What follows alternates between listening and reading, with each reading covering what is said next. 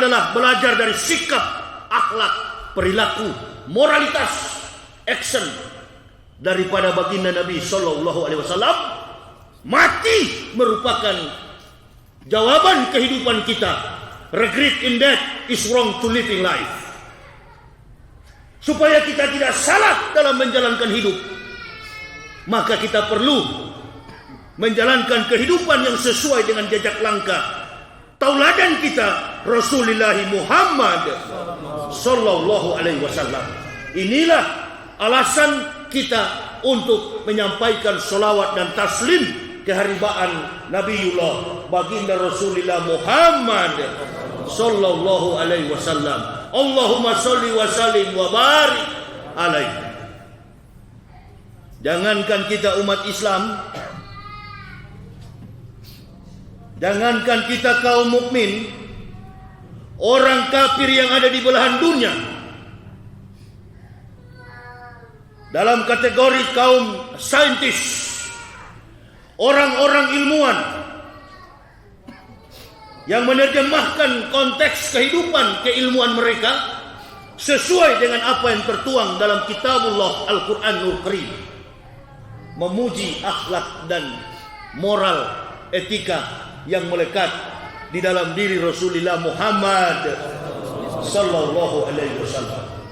Terima kasih yang sebesar-besarnya kepada takmir masjid, badan kemakmuran masjid, panitia masjid Jami Atus Sahidin yang sudah mengundang kami dan jamaah untuk hadir pada malam hari ini. Kita baru-baru dikejutkan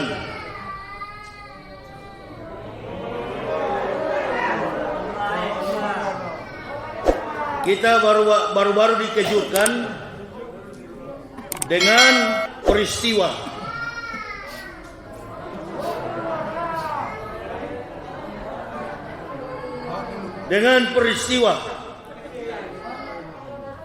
demonstrasi berjilid-jilid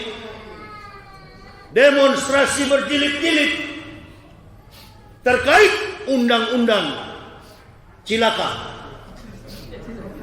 Kalau sudah bicara cilaka, pasti celaka. Tapi jangan coba-coba. Rezim ini sedang membabi buta. Kita puji saja ini Joko Widodo, presiden yang paling hebat dalam sejarah presiden, Joko Widodo. Jangan dilawan, dipuji. Karena kita sudah sering melawan. Dipuji-puji saja. Saking hebatnya beliau, Allahu Akbar. Dan jajaran kabinetnya setiap hari ribut. Betul apa betul? Setiap hari ribut. Dari Sabang sampai Merauke, masyarakat Indonesia ini hidup dalam ketertiban, hidup dalam ketaatan kepada konstitusi negara, hidup dalam satu lingkaran kekuasaan Allah bagi yang beragama Islam. Taat.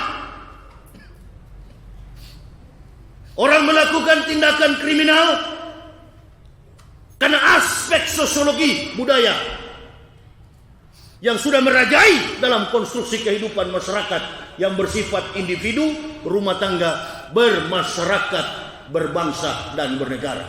Yang anehnya bukan masyarakat yang bikin ribut. Setiap saat pejabat-pejabat membuang pernyataan di publik, itu menjadi keributan.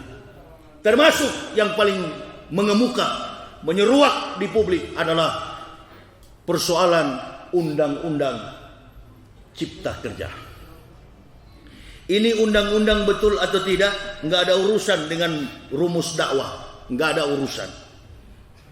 Kami para ustadz ini kalau berdakwah mengkritisi pemerintah bukan dalam konteks etos dan kinerja pemerintah. Garis bawahi. Sekali lagi, kami para ustadz, para mubalik mengkritisi pemerintah bukan dalam konteks etos kinerja pemerintah. Karena kami bukan oposisi. Karena kami bukan bagian daripada pemerintahan. Kami bukan legislator, kami bukan yudikator. Kami adalah pendakwah. Kalau kami mengkritisi pemerintah, kami mengkritisi sikap dan akhlak manusia, berarti berhubungan dengan kezoliman. Garis bawahi itu. Nah, maka yang menghukum kami harusnya bukan undang-undang negara, bukan pasal-pasal yang tersusun atas rangkaian kemampuan, kekuatan, imajinasi, yuridis manusia. Bukan. Yang menghukum kami adalah hukum vertikal. Itulah makanya ada istilah di masyarakat, sistem yang dibangun oleh logika manusia menangkap ustadz sama dengan mengkriminalisasi sudah jelas kira. Ini karena apa? Faktor keterpurukan akhlak. Hadis Nabi tadi semua pendek saya baca. Hubud dunia, ra'sukuli khoti'ah. Cinta kepada dunia adalah akar dari segala kejahatan, akar dari segala dosa. Entah dia kafir, entah dia mukmin, kalau sudah mencintai dunia, insya Allah, baik dalam pikiran benak hatinya, semua yang menjadi tujuan hidupnya adalah dosa. Baik dia kafir maupun dia mukmin. Maka jangan heran ada orang Islam yang berakhlakul kafir, ada orang kafir terkesan berakhlak Islam. Susah membedakan mana kafir, mana mukmin di akhir zaman ini. Orang mengaku Islam bersekongkol dengan kafir untuk sama-sama menghancurkan Islam. Tapi kalau dibilang munafik, marah. Kalau bilang munafik, tersinggung. Nah, di momen seperti inilah, di maulud Nabi seperti inilah, kita akan belajar sosok piawai, cendekiawan, sosok yang berkompetensi, sosok yang punya kemampuan intelektualitas di atas rata-rata. Baik dalam kemampuan berpikir, mengejawantahkan tutur katanya, sampai kepada akhlak dan perilaku hidupnya. Dikenal dengan Al-Amin, orang yang dapat dipercaya. Sampai masuk ke liang kubur, Rasulullah Shallallahu Alaihi Wasallam tidak pernah mengingkari janjinya. Beliau adalah pemimpin yang amanah. Beliau adalah pemimpin yang jujur dalam tutur katanya, sikap, bahkan perilaku setiap hari. Baik dalam kehidupan rumah tangga beliau, pribadi beliau, bersama para sahabat, sampai kepada akhlak umat Islam di akhir zaman ini. Kita selalu beranjak kiblat kita kepada akhlak dan moralitas baginda Nabi Sallallahu Alaihi Wasallam. Makanya saya kaget kemarin ribut masalah good looking, nampak baik, terlihat baik. Orang Islam bukan cuma good looking, the great man. Di atasnya lagi good looking adalah manusia hebat. Ini yang bicara bukan saya. Penulis buku orang Amerika, Michael Hart.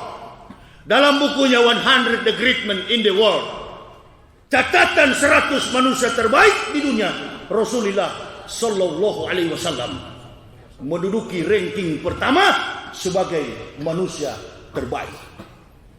Nah, kita jangan cuma good man, jangan cuma good looking, good man. Kalau cuma good looking, di luar terlihat baik, di dalam munafik. Oh, kalau cuma ngaku Islam gampang kok. Pakai aja sorban di kepala, ngaku mau balik, jadi boleh kok. Ya kan? Pakai kopiah hitam, ngaku Islam. Itu tuh good looking. Itu adalah apa? Good looking, terlihat baik, terlihat Islam. Sama dengan buah. Ibu bapak, kita mengaku Islam tanpa perbuatan, sama dengan buah busuk. Ada pohon mangga berbuah banyak. Di antara sekian banyak buah itu, ada yang busuk. Di luar terlihat kulitnya kekuning-kuningan, masak, baik. Begitu dipetik, penuh dengan ulat. Berarti Islam itu bukan teori, Islam itu perbuatan. ahli tafsir, ahli Quran, ahli hadis, ahli ilmu Islam, dengan orang yang bisu dan tuli, yang tidak mengerti untuk menyampaikan risalah dakwah. Dia buta huruf, tapi dia rajin 5 waktu di masjid, dengan orang yang tidak pernah sholat tapi ahli tafsir. Mana yang duluan masuk surga? Yang ngaku berilmu, sekolah di Timur Tengah, mengaku sebagai mubalik, tapi bergaul dengan kafir. Ini tuh munafik di atas munafik. Suka mendorong orang kafir, bekerja sama dengan orang kafir, menjelek-jelekan saudara Muslim. Dalam Al-Quran ditegaskan oleh Allah, ya ayuhan nabiyyu jahidil kufara wal munafikin waqlus alaihim wa ma'wahum jahannamu wa bi'sal masir. Wahai Nabi, wahai Muhammad, kata Allah, perangilah orang-orang kufar. Kufar itu apa? Kafir. Wal munafikin. Munafikin itu siapa?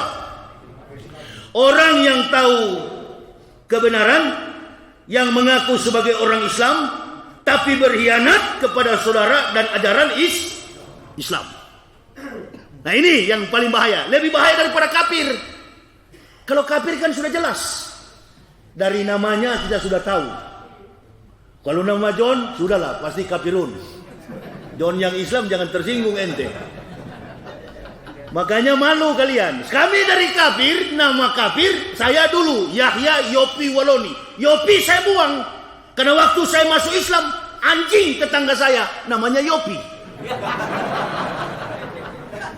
Yopi saya buang, saya ganti di depan nama saya Muhammad Yahya Waloni. Kita nama Muhammad Roba, enggak keren nama Muhammad, enggak keren nama Abdullah, enggak keren nama Sulaiman, enggak keren nama Ibrahim. Rubah Charles Bronson. Rubah kita namanya. Padahal nama itu membawa kita kepada keberkahan. Saya begitu masuk Islam, semua anak laki-laki saya namakan Muhammad.